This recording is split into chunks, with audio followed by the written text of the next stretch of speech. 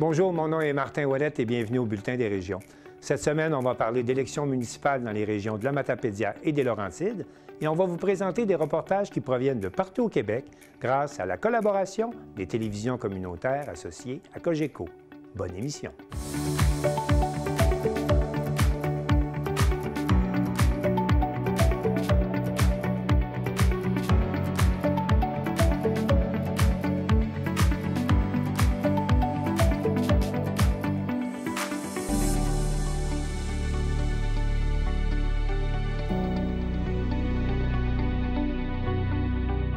Au sommaire pour vous cette semaine, à Saint-Ferdinand, la Maison des jeunes de la Traversée interroge les 3 candidats à la mairie sur l'avenir de leur municipalité. Grande-Rivière devient un important pôle d'innovation pour l'aquaculture, la pêche et la transformation des produits marins. À Forestville, une campagne de financement originale pour financer la réparation du clocher de l'Église. À Thetford, 11e édition de la Marche de la soupe de la solidarité. À Saint-Irénée, le projet de l'année pour sa santé permet de cueillir pour redistribuer aux banques alimentaires. 4 MRC de la Gaspésie s'unissent à l'occasion du défi Alzheimer et amassent la somme de 180 000 $. À Cap-Santé, vernissage de l'exposition du club de photo Point de vue.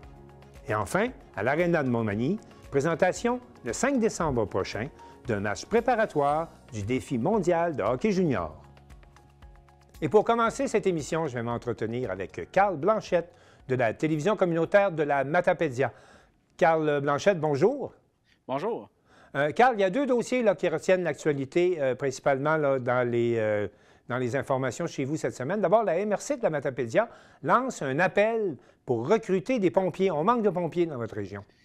Bien oui, c'est surtout des pompiers qui sont disponibles en fait sur appel, là, qui est vraiment difficile à trouver, des pompiers temporaires. Parce que, okay, pas temporaires, volontaires. On appelle ça des pompiers volontaires, mais ici on appelle ça des pompiers à temps partiel. Là, mais dans le langage commun, on dit des pompiers volontaires. Parce qu'ils sont payés, ils sont payés quand même, il faut le dire. Là. Oui, c'est ça, ils sont payés exactement. Okay. Mais tu sais, c'est pas toujours facile parce qu'il faut pouvoir, dans le fond, avec leur travail à eux, il faut qu'ils puissent concilier les deux. Donc, pouvoir être sur appel puis aller réagir à un incident. Donc, ils peuvent quitter le travail à tout moment. Donc, c'est toujours un challenge de trouver des gens qui sont assez en forme. Oui. Tout. Là, la MRC a lancé une campagne de recrutement pour mettre en valeur ce métier-là aussi. Puis, donc, c'est quand même un gros territoire, la ville de la Matapédia, on parle de 5000 km², 18 municipalités, il y a 6 casernes. Fait que, là, présentement, c'est environ 70 pompiers à temps partiel là, qu'on emploie, plus 5 à temps plein. Donc, la campagne, là, ça veut dire que dès maintenant, ceux qui voudraient être pompiers volontaires dans votre région pourraient suivre la formation puis embarquer dans les équipes de pompiers. Oui, bien, en fait, on cherche une douzaine de pompiers. Okay. Puis, en fait, il va y avoir une formation, en fait, des tests physiques avant, qui va être au début du mois de novembre. Je ne sais pas la date exacte, là, du mois de novembre. Puis, je pense que c'est un challenge dans toutes les municipalités, dans toutes les régions là, du Québec, de trouver des pompiers volontaires. Là. Et aux dernières nouvelles, c'est quand même intéressant au niveau financier, là. Les gens sont là, ne sont pas là pour rien quand même. Là. Non, effectivement, c'est sûr qu'on ne fait pas ça juste pour la paye parce qu'on ne peut pas vivre de ça, là, mais ça fait un à côté, là, bien sûr, là, avec leur travail régulier là, de pouvoir faire ça. Mais tu sais, puis il faut savoir des gens qui sont sans froid. Là, quand on arrive sur une intervention, il faut être rapide, efficace, puis garder son sang-froid. Là. Donc, tu sais, c'est vraiment trouver des...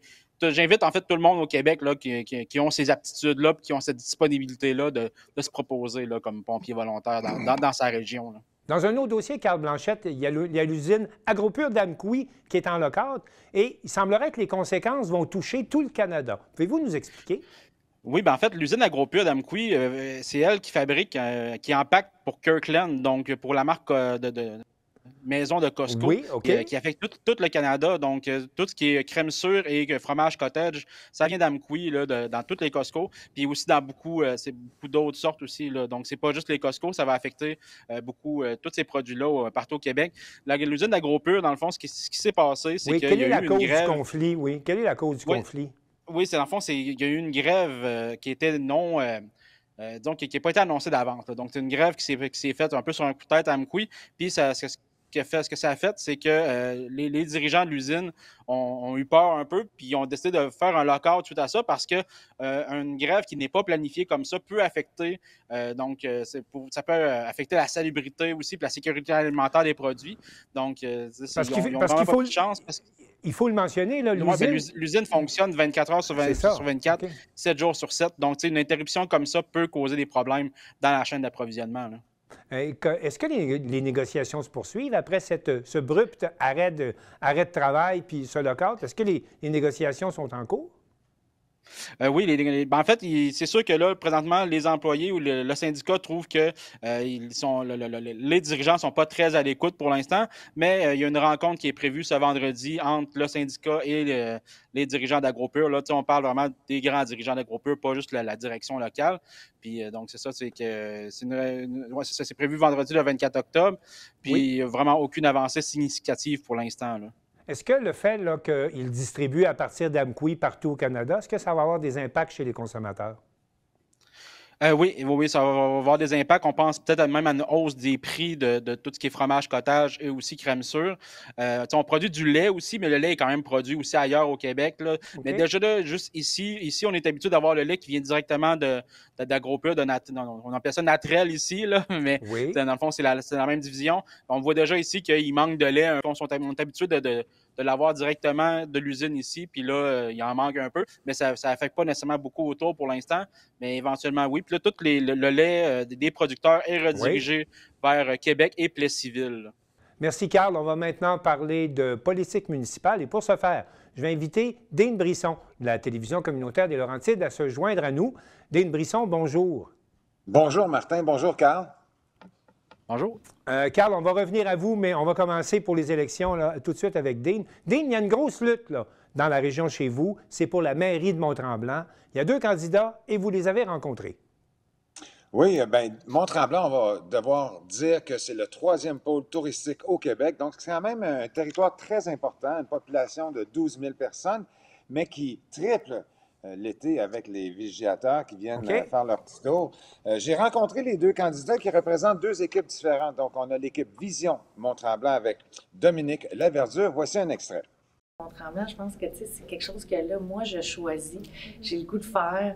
Puis le désir de la politique n'est pas venu pour dire je veux faire de la politique. Le désir est venu pour dire comment je peux vraiment aider les gens puis faire une réelle différence dans leur vie avec mes forces. Fait que je suis une fille de com'.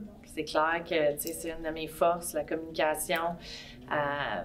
Puis je me suis rendu compte, la politique municipale, jumelée avec une force de communication, je pense que je peux vraiment avoir un impact positif dans la vie des gens. Puis c'est ça que je cherche à faire. Dane, il y a un 2e candidat également qui se présente. Puis lui aussi arrive avec une équipe complète. Et puis il semble bénéficier d'une bonne expérience là, quand même à Tremblant. Il semble être là depuis longtemps.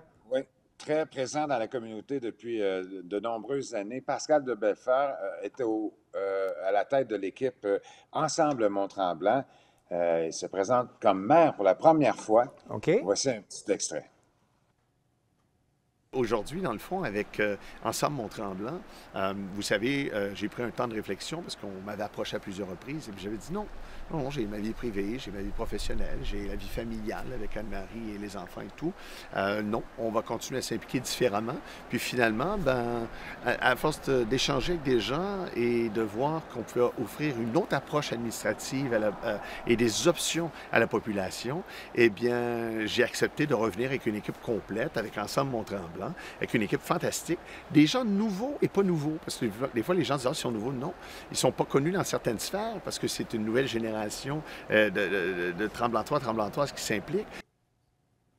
Alors, on voit 2 équipes comme celle-là. On se dit, la démocratie municipale est en santé à Mont-Tremblant, mais Carl Blanchette, de votre côté, le portrait n'est pas tout à fait égal lorsqu'on parle de la région de la Matapédia. Effectivement, il y a beaucoup d'élus ici qui sont élus par acclamation. On parle premièrement de la préfète de excusez-moi, donc c'est la préfète a été élue par acclamation. Il y a aussi 14 des 18 maires et mairesses des municipalités de la région qui ont été, 14 qui ont été élus par acclamation. Il y a 9 municipalités qui ne tiennent même pas d'élection. Donc, même les conseillers sont tous rentrés par acclamation. Donc, ça soulève des questionnements. Y a-t-il un manque d'intérêt pour la politique municipale?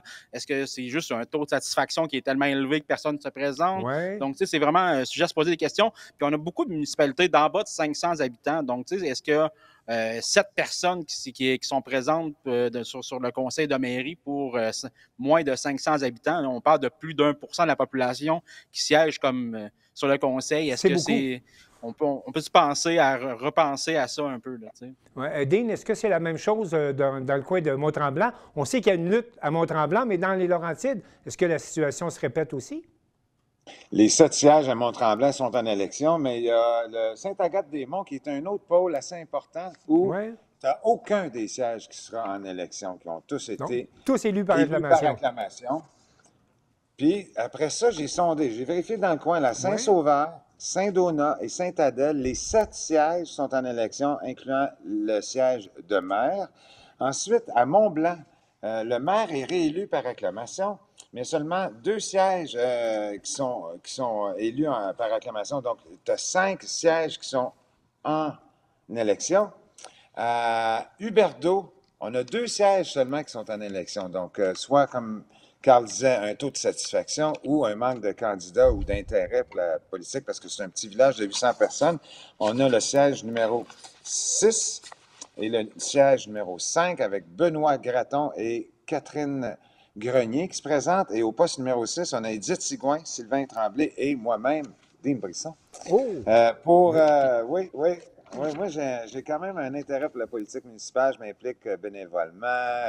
Alors, je vais vous arrêter tout de suite. Vous ne pouvez pas faire cabale là, pour votre poste sur le bulletin des régions. Mais je voulais quand même le mentionner pour faire sourire. Oui, on va vous souhaiter la meilleure des chances. Là. Et à Brébeuf, oui.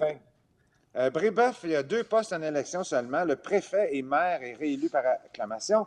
Et à Labelle, c'est seulement un poste qui est en élection. Donc, c'est moitié-moitié, je dirais, chez nous. Là, dans notre coin. Carl Blanchette, là, le fait qu'il y ait beaucoup d'élus par acclamation dans votre région, vous, ça commence à soulever d'importantes questions. Puis il y a des gens qui prennent la parole là-dessus. Oui, en fait, l'ancien maire de la ville, Gaétan Ruet, s'est prononcé sur un balado comme pour dire que exemple, on pourrait peut-être dire que les villes de 5000 habitants et plus, donc ce qui est le cas pour Amqui où la mairesse a été réélue par acclamation, est-ce qu'il pourrait y avoir un vote de confiance ou quelque chose comme ça? Donc ça serait vraiment apporter un questionnement là-dessus parce qu'il y a quand même 2 des principales villes de la région parce qu'on a 3 centres un peu, là. Bon, mais il y a 2 des 3 centres qui ont été aussi élus par acclamation. Donc, tu sais, c'est vraiment à se poser des questions. Est-ce qu'il y a eu un changement? Tu sais, donc, c'est vraiment à voir, mais à sa défense, en fait, à la défense de la mairesse, Gaétan Ruet a été élu 2 fois par acclamation sur 4 mandats.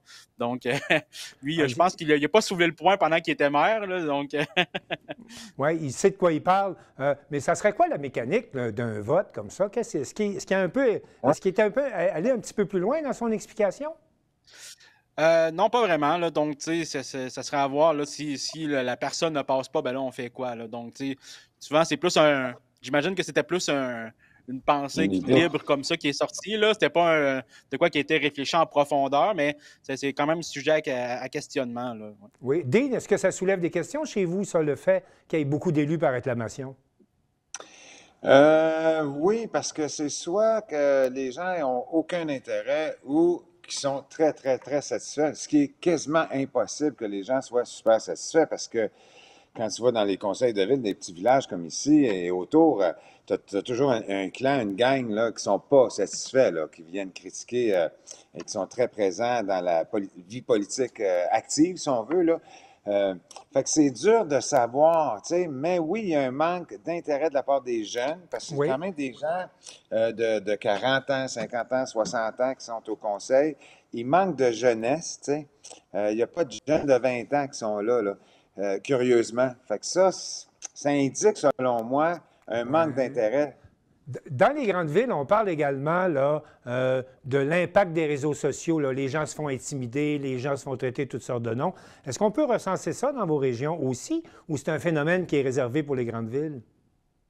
Carl, là-dessus? C'est sûr que du côté de la Matapédia, on n'entend pas vraiment beaucoup parler. Ben, oui, c'est sûr que ça arrive des fois qu'il y a beaucoup de gens qui vont mettre la faute sur des maires, des mairesses, des élus pour des points où ils n'ont pas nécessairement le pouvoir de réagir. Là. Donc, souvent, il y a des choses que, exemple, je peux vous citer un petit exemple comme ça, je n'aimerais personne, mais il y a eu des rénovations qui ont été faites dans un bâtiment pour y mettre une entreprise, donc un salon de coiffeur dans ce cas-ci, où il y a eu un soulèvement parce que là, ils n'ont pas pris de permis de construction. Et là, la ville fait comme, mais là, ça ne rentre pas dans les règles, donc il faudrait fermer le salon de coiffeur parce que là, ils demandent une dérogation après temps. Mais là, c'est comme là, il faut que la municipalité aussi applique les règles. Ou des fois, ça va être littéralement quelque chose qui n'est pas dans leur cours du tout. Là, donc, que là, on met ça sur la faute de la personne. Mais tu sais, le déneigement, c'est pas la mairesse qui se lève le matin pour aller dans la souffleuse. Là, donc, c'est géré par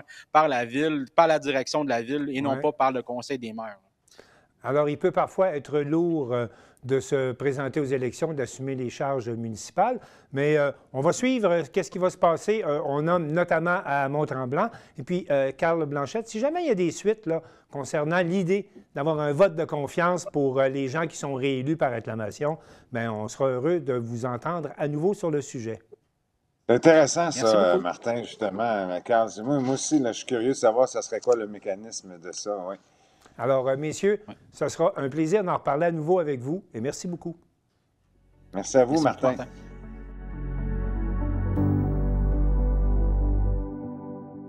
On va rester sur le thème des élections municipales parce qu'à Saint-Ferdinand, le thème de l'eau potable et de l'état des finances municipales a préoccupé les jeunes de la Maison des jeunes de la Traversée qui avaient organisé un débat entre les 3 candidats qui se présentent à la mairie. Jacob Kenville, de la Télévision des Érables, nous a préparé un compte-rendu.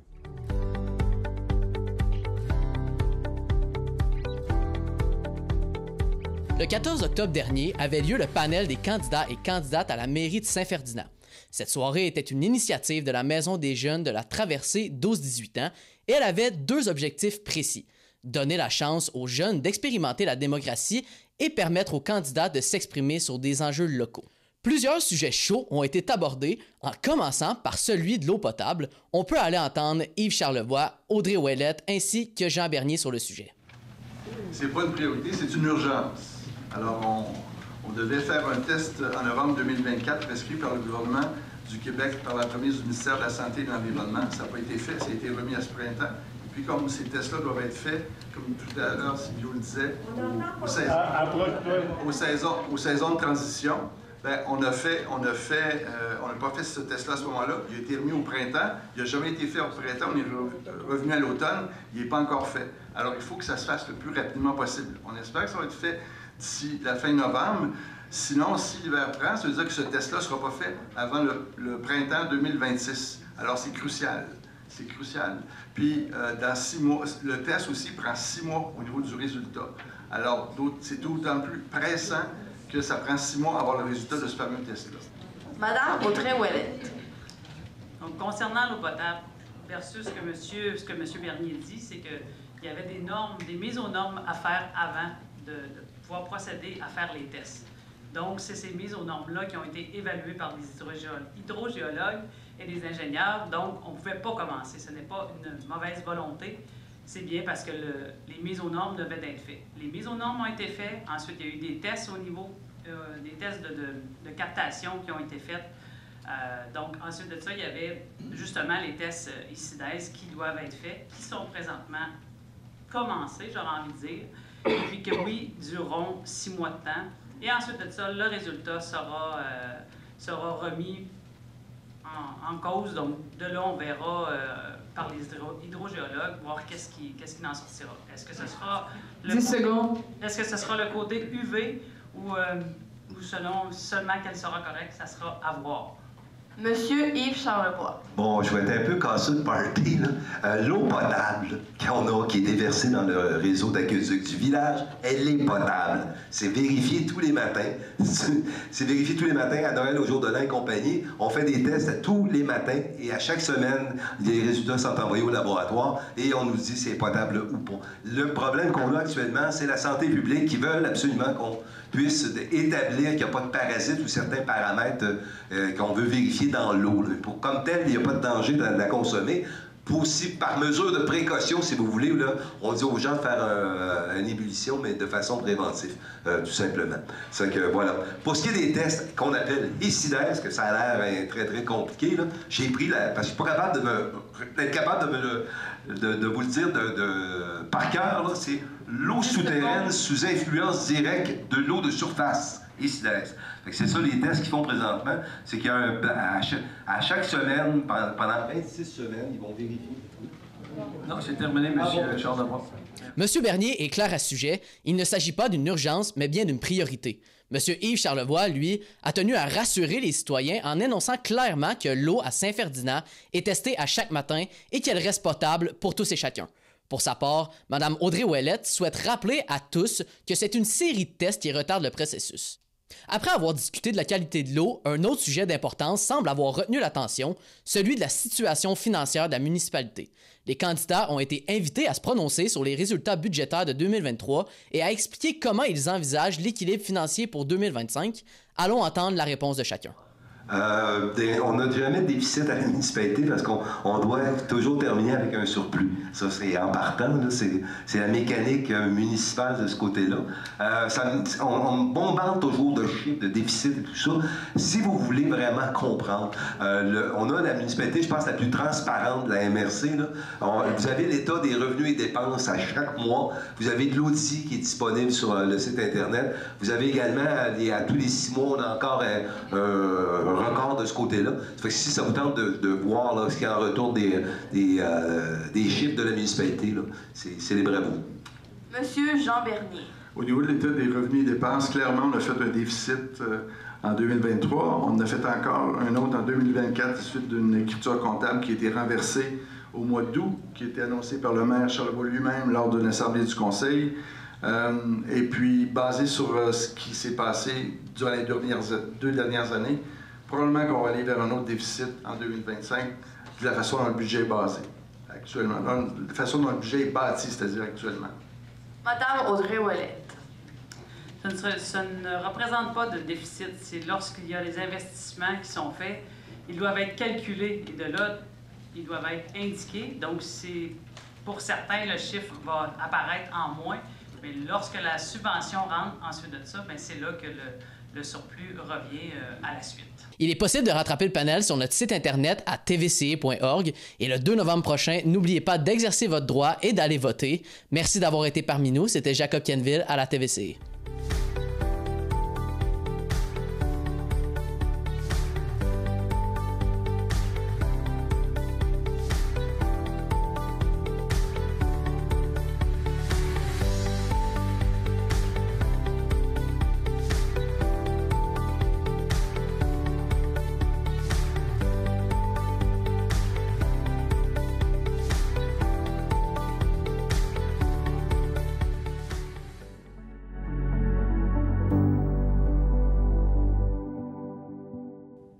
L'ouverture officielle du hub d'innovation Mérinov fait de la ville de Grande-Rivière un pôle névralgique dans le développement de l'industrie des pêches.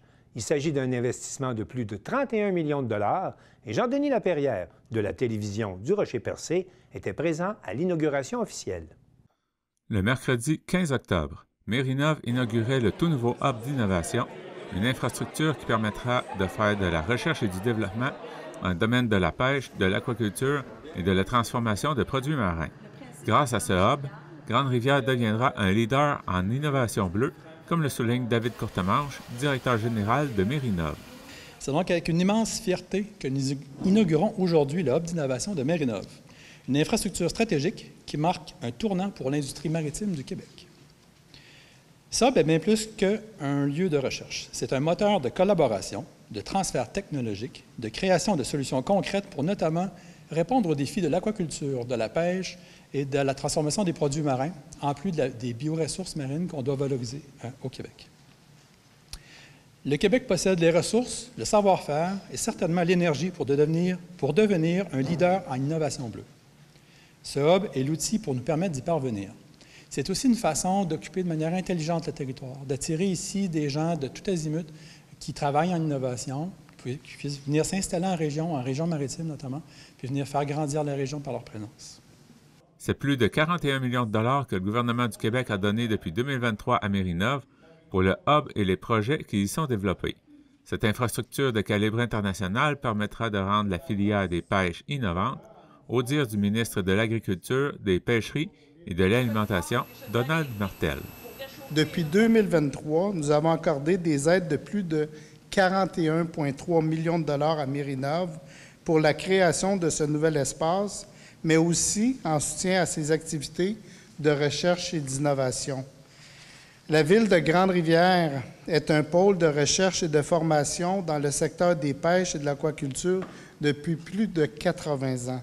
Aujourd'hui, plusieurs chercheurs, étudiants effectuent leurs travaux de recherche directement chez Marinov. Ce nouveau carrefour d'innovation vient donc consolider le leadership de l'entreprise, en plus de lui offrir un levier supplémentaire pour propulser le développement des entreprises maritimes du Québec. Ce hub de calibre international est porteur d'avenir et contribuera à rendre la filière de la pêche et de l'aquaculture encore plus résiliente et innovante. Ce hub positionnera la ville de Grande-Rivière comme un pôle stratégique en recherche maritime. C'est une nouvelle étape pour la ville, connaissant tout son héritage maritime. On peut entendre Ken Moreau, directeur général de la ville de Grande-Rivière. Alors, la ville de Grande-Rivière, en partenariat avec Marinov, est fière de participer au lancement d'un projet ambitieux de hub d'innovation qui positionnera la municipalité comme un pôle stratégique en recherche, développement et entrepreneuriat maritime. Ce projet s'appuie sur l'héritage unique de Grande-Rivière, qui, depuis plus de 70 ans, joue un rôle central dans l'évolution des sciences de la mer au Québec. De la station expérimentale de pêche de 1936 à l'EPAC fondée en 1948, la ville a toujours été un moteur d'innovation. Aujourd'hui, elle franchit une nouvelle étape. Ce hub d'innovation est bien plus qu'un projet d'infrastructure. C'est une vision partagée de l'avenir de notre ville, de notre MRC et de toute la Gaspésie. Il s'agit de créer un écosystème dynamique où la recherche, la formation, l'industrie et l'innovation citoyenne se rencontrent.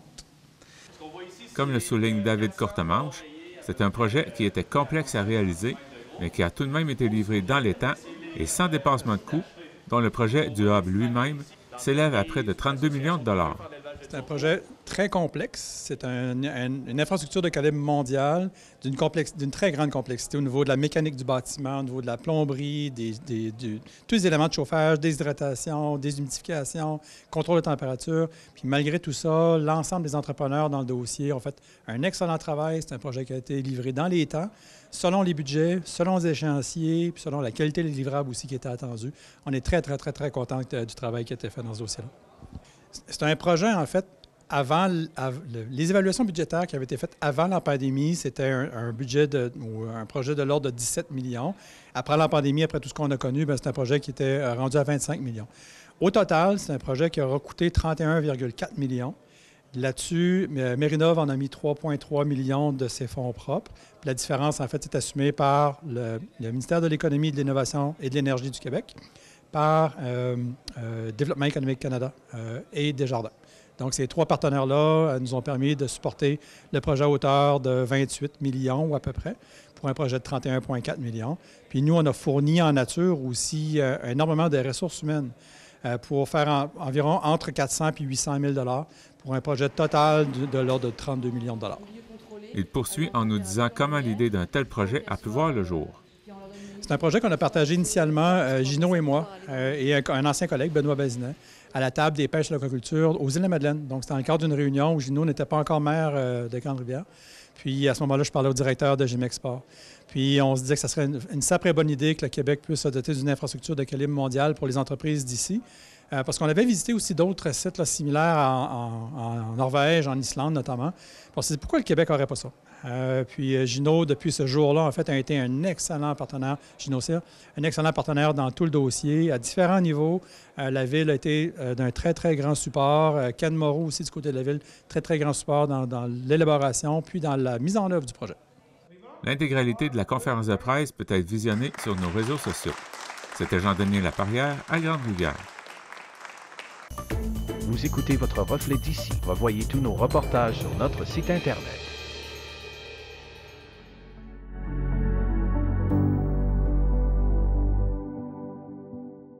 Joanie Gaudreau de la Télévision du Littoral nous apprend que c'est pierre par pierre, grâce à une campagne de financement populaire, que sera reconstruit le clocher de l'église de Forestville. Après la chute d'une trentaine de pierres du clocher de l'église de Forestville, des travaux urgents évalués à 45 000 $ sont nécessaires. La Fabrique Saint-Luc a lancé une campagne de financement pour préserver ce bâtiment patrimonial. Elle sollicite l'aide de la population afin d'assurer la sécurité et la préservation de son église, un lieu emblématique de la communauté. Depuis 1956. Le 1er septembre, une trentaine de pierres se sont détachées du clocher, rendant indispensables des travaux de réparation.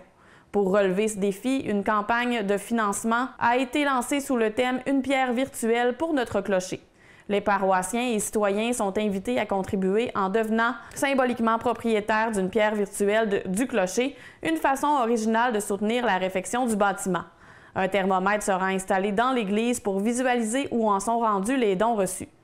Les dons peuvent être transmis directement au bureau de la paroisse par chèque ou par virement Interac à l'adresse courriel paroisse.saintluc@commercial-hotmail.com. Un reçu pour fin d'impôt sera remis à chaque donateur. Le curé de la paroisse, Irénée Girard, se réjouit de la générosité des citoyens jusqu'à maintenant. Dès la réception de leurs sollicitations postales ou via le web, des gens sont venus apporter leurs dons selon lui. Claude Huard, président de la Fabrique Saint-Luc, remercie à l'avance la population pour sa générosité. Merci de tout cœur, souligne-t-il dans l'appel au financement. Cette mobilisation vise à assurer la sécurité des lieux tout en protégeant une partie du patrimoine religieux et culturel de Forestville.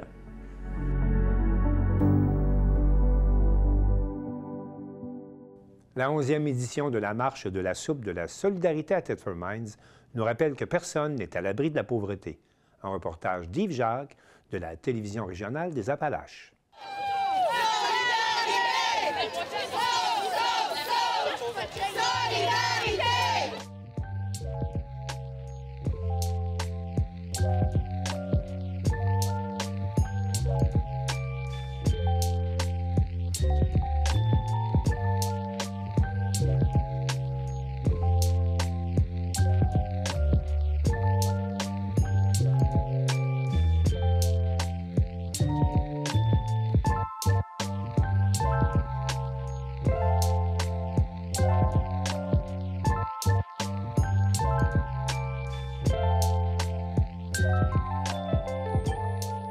Bonjour, mon nom est Guy Jacques. C'est aujourd'hui la 11e édition de la Marche et de la soupe de la solidarité.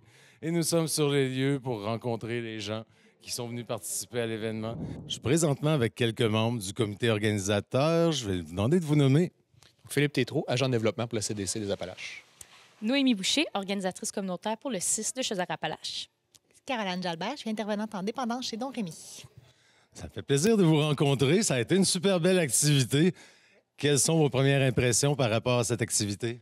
C'était vraiment agréable. Cette année, on a eu tout près de 200 personnes qui étaient présentes avec nous pour souligner la soupe de la solidarité.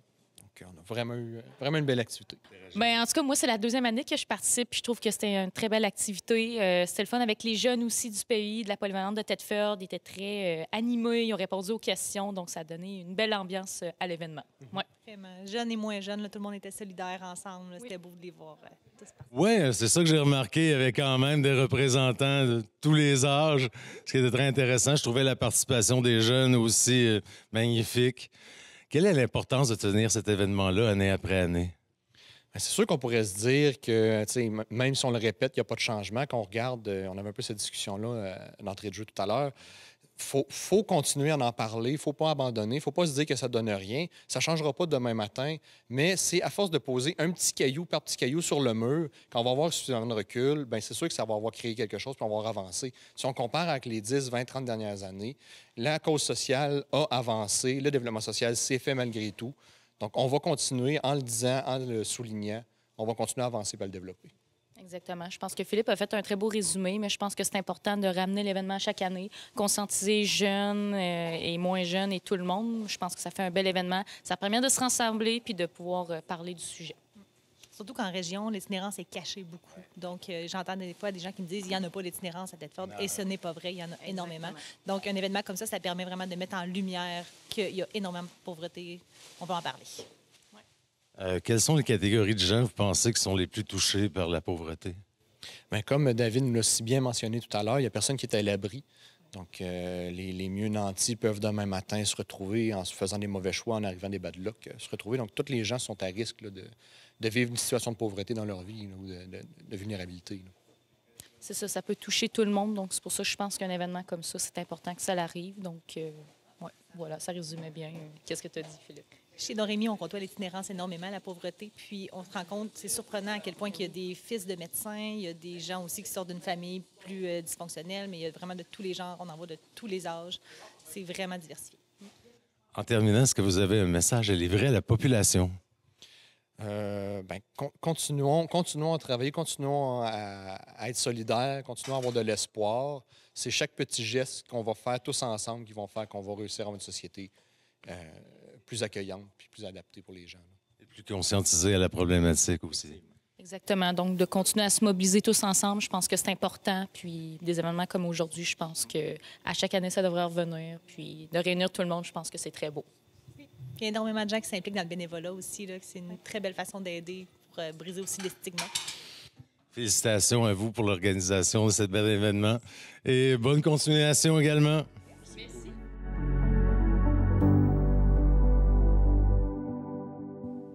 Le glanage est une activité qui permet à des groupes et à des individus de récolter les surplus qui demeurent dans les jardins afin d'éviter le gaspillage. Et à Sainte-Irénée, une initiative permet de glaner pour la santé, nous rapporte Félix Chouinard de TVCO.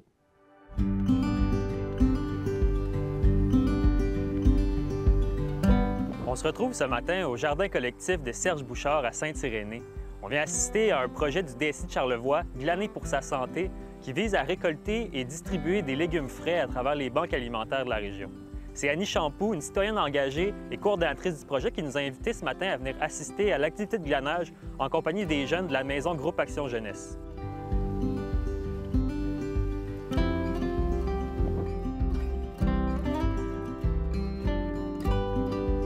Le glanage, c'est une vieille tradition qui remonte peut-être à l'Antiquité.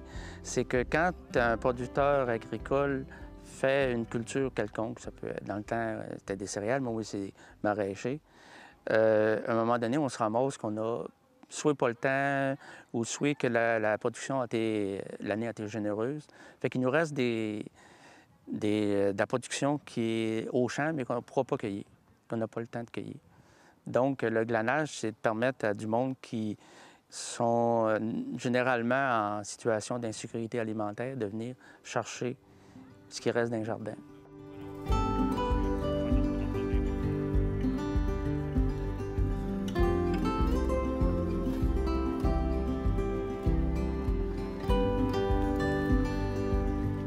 Le glanage, c'est un concept là, justement de générosité, de solidarité des producteurs de la région.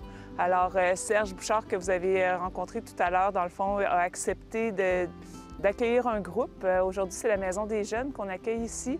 Alors, c'est une récolte. Dans le fond, glaner, c'est récolter les surplus des potagers pour pouvoir les partager avec les cueilleurs, la banque alimentaire, puis le producteur. C'est la première année du projet? Exactement. Mais en fait, on a pu bénéficier. C'est une concertation locale au niveau de la sécurité alimentaire qui a déterminé justement de prendre certaines opportunités au niveau de sources de financement, entre autres le CRISA. qui est le comité intersectoriel régional en sécurité alimentaire. Donc, il y avait un budget qui était offert là pour 2 années. Donc, justement, de mettre certains volets en sécurité alimentaire pour la population la plus vulnérable. Donc, on a déposé comme n'importe qui, puis finalement, notre projet a été retenu, là. Donc, le projet se compose de 5 volets, dont le volet glanage, entre autres, là, pour redonner à la communauté. Ça coupe vraiment bien. Tu vois, comme ça. Et voilà. Fait que tu peux enlever les feuilles qui sont moins belles. Puis on va le mettre dans la brouette là-bas ensuite. Fait que là, il faut que tu le casses un peu. C'est ça, direct de même. Moi, je vais te le couper. Ça vient d'où ce projet-là? C'est quoi l'historique du projet un peu? L'historique du projet, en fait, c'est qu'il y a déjà eu le circuit alimentaire qui a bénéficié du même financement pour 5 ans. Donc, c'était vraiment d'élaborer, de voir un peu toute la trajectoire alimentaire, que ce soit la production, transformation, jusqu'à la valorisation finalement des déchets. Puis ensuite de ça, bien, suite à la fin de ce projet-là, il y avait encore une enveloppe budgétaire qui était possible d'avoir, donc celle dont je parlais tout à l'heure, qui fait qu'on a postulé dessus, puis finalement, le projet a été retenu. Donc, c'est un projet qui va se déployer à partir de juin 2025 jusqu'à la fin mai, finalement, 2027, donc sur 2 ans.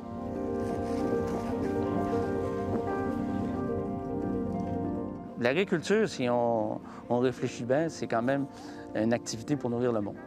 Je pense qu'on a quand même une responsabilité sociale de nourrir tout le monde. Puis si on est capable d'aider sans que ça soit un fardeau financier, quand ça soit un fardeau de... Parce que c'est eux autres qui organisent. C'est pas moi qui appelle tout le monde pour venir, là. Si c'est facile à faire, puis que ça peut aider, puis que soit je suis gagnant ou soit que je suis pas perdant, moi, je trouve que c'est correct, là. Ça fait partie de mes valeurs.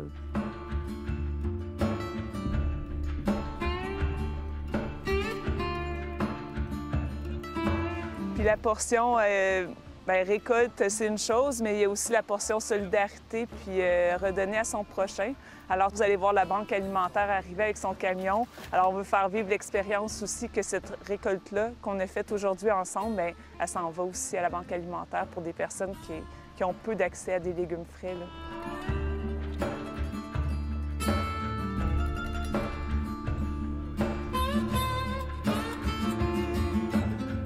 C'est ça, il y a tout le volet où on redonne aux banques alimentaires qui est un peu pour l'insécurité alimentaire que vous mentionnez. Exactement. Puis c'est important aussi de mentionner que c'est un projet qui se déploie sur l'entièreté du territoire de Charlevoix. Donc, c'est sûr qu'ici, au niveau du territoire de l'Est, on avait le centre, le SAC, en fait, qui, eux, avaient certains besoins au niveau de ces expériences-là de glanage. Par contre, au niveau de l'Ouest, le centre qui est Pro-Santé, qui est la banque alimentaire là-bas, avait déjà quand même une expertise, des bénévoles, des choses en place. Donc, l'idée est de ne pas créer une nouvelle entité ou de doubler des choses, c'est de vraiment venir appuyer de la meilleure façon en concertation ces démarches-là qui sont déjà sur le territoire. Donc, justement, ici, on a des activités qui sont un petit peu plus... où on les prend un petit peu plus en charge pour venir en aide, justement, à la banque alimentaire au niveau de Charlevoix-Est. Mais dans l'Ouest, ils ont d'autres défis. Donc, à ce moment-là, tout simplement, au niveau de la visibilité, ce qu'on fait aujourd'hui, d'en parler aussi, des fois, s'il y a des producteurs là-bas qui ne sont pas nécessairement conscientisés encore, bien, ils peuvent tout simplement faire appel à Pro-Santé. C'est facile de trouver le numéro, parler avec Annie Bouchard là-bas, puis ça va lui faire plaisir de pouvoir planifier des bénévoles pour aller recueillir des denrées là, qui sont encore disponibles dans les champs.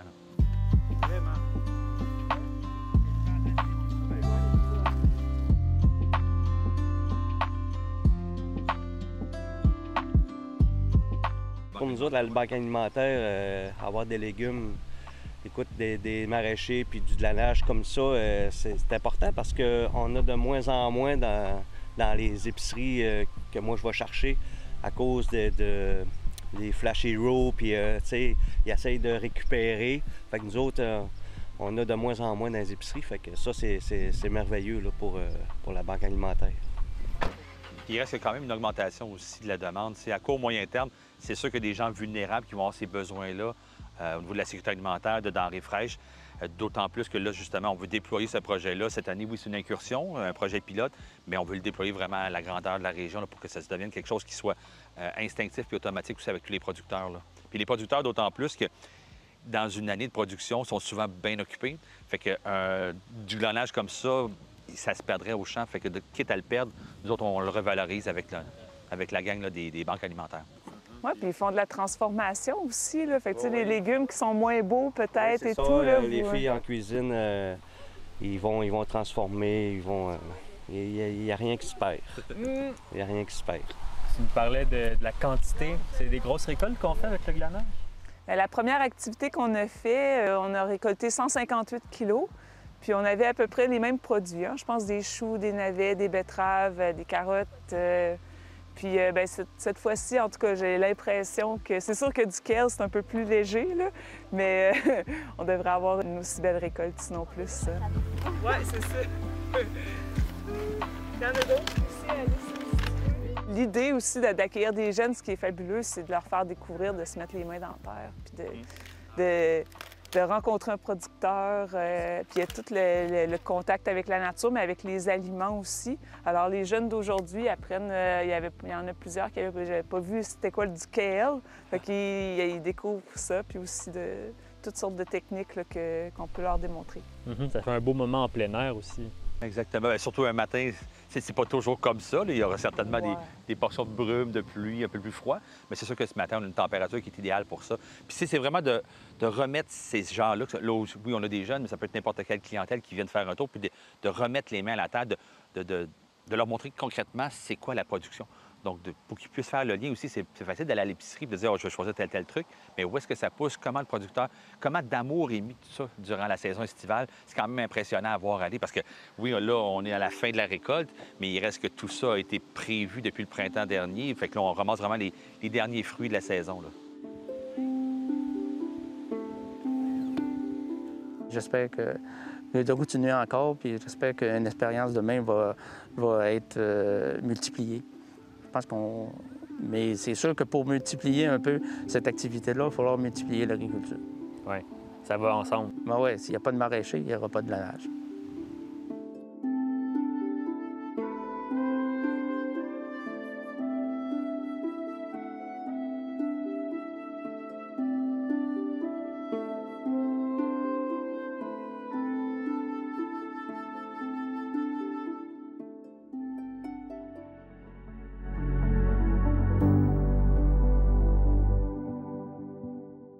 La Société Alzheimer Gaspésie-les-Îles a amassé, grâce au défi Alzheimer 2025, une somme de 180 000 $ qui servira à financer les services de proximité aux personnes souffrant d'Alzheimer en Gaspésie. Simon Thériault, de Télévague, a assisté à la soirée de clôture virtuelle de cette campagne de financement et nous a préparé un reportage. Le 14 octobre dernier, la population était invitée à assister à la soirée de clôture du défi Alzheimer en direct sur Facebook. Télévague s'est surtout intéressé aux activités de financement de la MRC de Rocher-Percé et de la MRC de Bonaventure. La principale activité de financement de la MRC Rocher-Percé était un grand défilé de mode. Frank Sweetman, ambassadeur pour la région, nous en parle. Cette année, c'était la 2e édition. On l'a fait l'an dernier. Donc, c'est un défilé de mode qu'on a appelé Entre ciel et mer parce que l'an dernier, on l'a fait à l'extérieur au quai de Port-Daniel. On a eu près de 80 personnes l'an dernier, si je me souviens bien. Et on a décidé de le refaire cette année. Donc, sauf à cause de la pluie, on l'a fait à l'intérieur, au centre sportif de Gascon, mais on a eu 125 personnes qui ont assisté au défilé. Les mannequins, une dizaine de mannequins, les mêmes l'année passée et cette année, dont Amy qui était mannequin.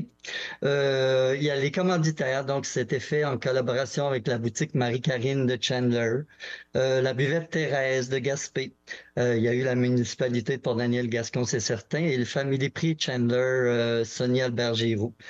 Et donc DJ, photographe, la beauté, maquillage, cheveux. Donc il y avait vraiment beaucoup de monde impliqué. L'événement, on a accumulé 7 735 $. Ah oui, ça a été une très, très grosse activité de financement. Je vais me tourner par Amy Roussy, qui est notre intervenante dans Rocher-Percé. Bonsoir, Amy. Bonsoir, tout le monde. Amy, tu veux nous parler d'une participante, là, année après année, qui est là, qui fait même participer ses élèves là, à une activité de financement. Est-ce que tu peux nous en dire davantage? Oui, ben on a une participante là, depuis plusieurs années. Elle a même participé aux éditions de Marche. Donc là, depuis le défi, sa tournée, elle a continué de faire des marches. Donc cette année, elle a organisé 2 marches, l'une à Chandler puis une à Gascon. Donc pour la cause à nouveau. Puis elle s'implique beaucoup pour les autres levées de fonds également de la Société Alzheimer, pour les rallyes de la mémoire, toujours prête avec une pile pour en vendre là, à différentes personnes. Puis auprès de ses élèves également. Donc, Madame Suzanne Smith, j'aimerais la remercier là, pour son implication depuis quelques années à la Société Alzheimer. Puis j'aimerais remercier également tous les autres participants là, qui ont relevé des défis sportifs symboliques qui sont uniques à chacun, puis qui sont toujours très plaisants à entendre de toutes les réalisations chaque année. Donc, merci à tout le monde. Merci à Suzanne. Puis, merci à notre ambassadeur dans la MRC Rocher-Percé, Frank, qui a mis beaucoup de temps là, dans le défilé, là, notre événement là, dans la MRC Rocher-Percé. Dans la MRC Rocher-Percé, on a eu 12 participants. Et puis, on a récolté un montant de 24 851 $. La MRC de Bonaventure a elle aussi organisé d'excellentes activités, notamment la marche lumineuse de Caplan. Bernard Babin, le directeur de la Société d'Alzheimer de la Gaspésie des Îles-de-la-Madeleine, nous communique les résultats à la place de l'ambassadrice Linda Poirier, qui avait un petit souci technique. Donc, l'activité avait eu lieu à Caplan, puis ça a été vraiment une belle activité. C'était la 2e édition de la marche lumineuse. Puis c'est ça avait rapporté à l'entour de 2000 $. Puis après ça, il y a eu un souper spaghetti qui a eu lieu à New Richmond, 21 septembre, dans le cadre de la Journée mondiale de la maladie d'Alzheimer. Et ça avait rapporté la somme de 7500, Linda, je pense, là? Oui, fait que ça avait été une belle journée. Donc, là, j'aurais aimé te parler un peu plus, mais là, c'est dommage. Au niveau des participants, cette année, dans la MRC Bonaventure, il y a eu 38 participants et 39 218 $ a été récolté dans la MRC Bonaventure. Donc, désolé, Linda, mais on aura la chance de se reprendre. Bonne soirée.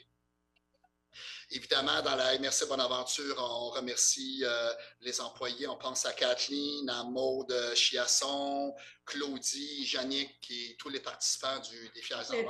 En plus des participants donateurs, on a des commanditaires, en fait. 160 commanditaires, organisations différentes qui ont donné pour le défi Alzheimer.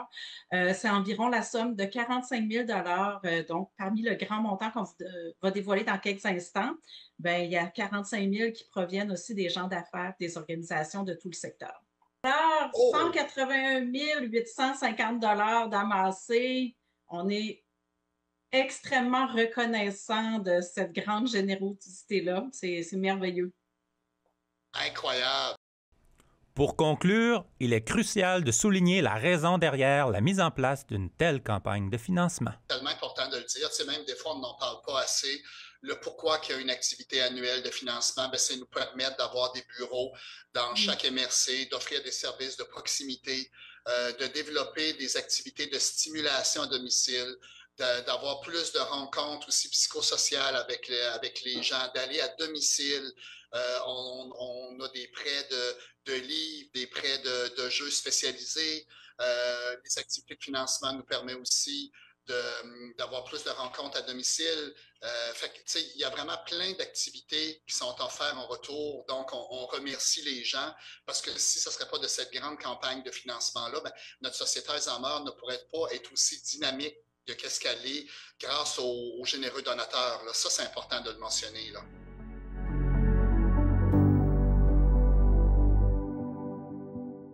Les passionnés de photographie du Club Point de Vue présentent leurs clichés à la salle Albert Fortier de Cap-Santé et l'équipe de CJSR était au vernissage de l'exposition. Les amateurs de photographie étaient invités durant la fin de semaine à venir voir une exposition à la salle Albert Fortier. C'est une dizaine de membres du Club Point de Vue qui ont dévoilé des photos de leur choix. L'événement était ouvert à tout type de photos. Cependant, l'accent a été mis sur les séries photographiques. Dans une série, les photos se parlent les unes les autres, les gens font des comparaisons. C'est quelque chose de très particulier. C'est vraiment la toute première fois qu'on fait ça. Alors, il y a une bonne partie des photos qui sont de cet ordre-là, des séries. Puis il y a une autre partie où ce sont des photos que les photographes, les membres du club ont voulu présenter parce qu'ils les trouvent intéressantes.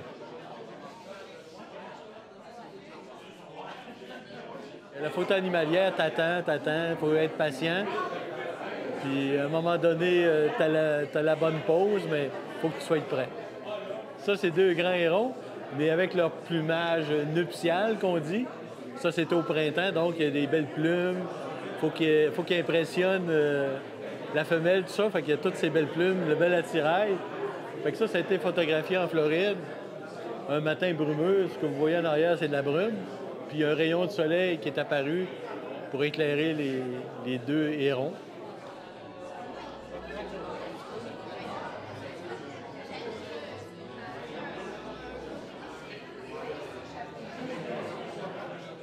Quand on commence à maîtriser les macros, c'est vraiment, vraiment agréable là, d'avoir toutes ces belles petites bébites-là en gros plan. Il y a un avantage, j'avais affaire à travailler dans la course ou des travaux sur le terrain, fait que j'avais juste à me prendre une pause puis me promener sur le terrain, puis c'était bien agréable de pouvoir photographier quand même.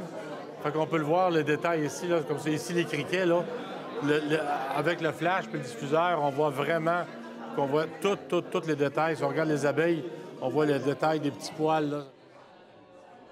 Le Club Point de Vue, en plus de permettre à ses membres d'exposer dans des événements comme celui-ci, offre aussi diverses activités. Une des dernières a été d'aller au Musée des Beaux-Arts. En termes d'architecture, puis même d'éléments exposés. Alors, dans la même journée, on a fait ça. Puis ensuite de ça, on a été à la bibliothèque Gabriel Roy, encore là, au plan architectural, c'est un petit peu particulier. En plus d'avoir le plaisir de présenter nos réalisations, les expositions sont vraiment une façon de faire connaître le club, d'attirer des nouveaux participants.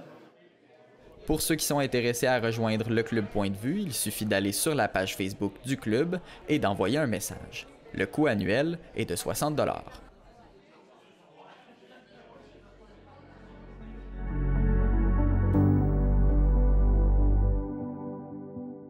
L'équipe de hockey junior du Canada affrontera les États-Unis le 5 décembre prochain à Montmagny dans le cadre d'un match préparatoire au Mondial de hockey. Les détails avec Mario Lacombe de CEMA TV. Ce lundi, la direction du club de hockey Everest de Montmagny convoquait la presse pour faire part d'une grande nouvelle en relation avec le défi mondial junior A qui se tiendra à Trois-Rivières à compter du 7 décembre prochain. Voici le président et gouverneur de l'Everest Côte-du-Sud, M. Daniel Boulet. Du 7 au 15 décembre, il y a le défi mondial junior A qui comporte le Canada, les États-Unis, la Suède, qui aura lieu à Trois-Rivières. Dans ce cadre de ce championnat, il y a eu beaucoup de discussions avec la Ligue junior 3 du Québec, l'Everest ainsi que l'organisation du tournoi. Et suite à ça, on a eu une entente et on est fiers d'annoncer que nous allons avoir un match préparatoire à l'Aréna de Montmagny le 5 décembre prochain en vue du défi mondial junior. M. Boulet nous donne ici une idée de l'impact qu'aura ces matchs préparatoires du 5 décembre sur la région de Montmagny. L'équipe sera représentée, c'est le Canada Ouest contre les États-Unis. Puis je veux vous dire que sans l'Everest, l'octroi du match préparatoire du défi mondial n'aura jamais vu le jour. Puis cet événement va rajouter de la crédibilité à l'organisation et à la ligne de hockey junior 3A, mais également au sein de la ligne canadienne de hockey. Finalement, on va entendre M. Kevin Figski, commissaire de la Ligue de hockey junior 3A du Québec, qui a collaboré grandement à la venue d'un tel événement à Montmagny.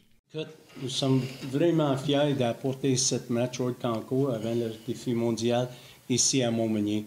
Depuis leur arrivée dans la Ligue, Montmagny, c'est une de nos meilleures franchises. Au niveau de l'organisation, ils ont bien supporté les joueurs.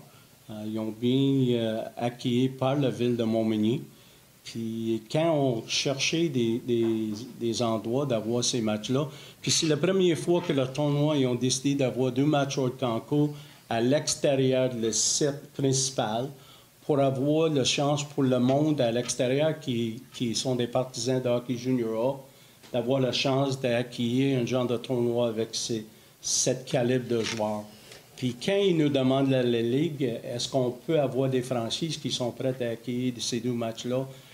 Je lance l'appel directement à Dan, puis l'Everest sont vraiment hâte d'accepter cette défi. Puis depuis le début, on travaille bien fort ensemble pour s'assurer qu'on va avoir du monde dans les stades. Puis en principe, on veut avoir les jeunes joueurs du hockey dans la région pour donner une idée c'est quoi leur avenir dans le hockey junior. Donc, en terminant, pour l'occasion, c'est une date à retenir, le 5 décembre prochain, un vendredi à 19h. La formation des États-Unis affrontera l'équipe Canada-Ouest à l'Aréna de Montmagny en vue du défi mondial junior A. Mario Lacombe à Montmagny pour CMA TV. Information.